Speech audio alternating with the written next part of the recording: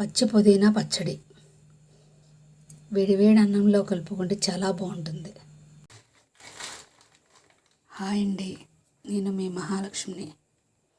ఈరోజు పుదీనాతో పచ్చడి చేసి చూపిస్తాను మీకు. బాండీ పెట్టుకొని కొద్దిగా ఆయిల్ పోసి ఎండుమిర్చిని వేపుకోవాలి.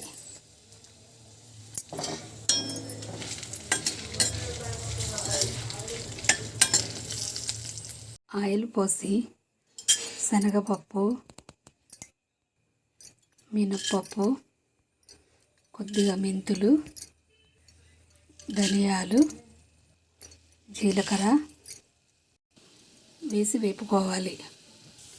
వెల్లుల్లి,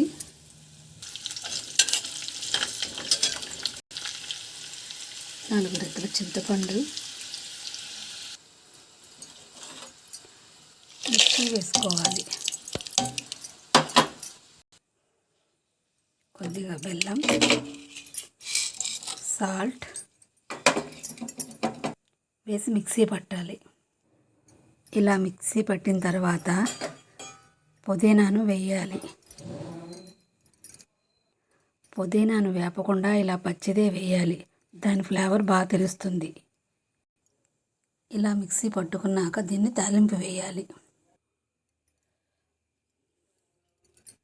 ఇలా నెయ్యి తాలింపు వేసుకోవాలి. ఒక స్పూన్ నెయ్యి వేసి కొద్దిగా నూనె పోసాను.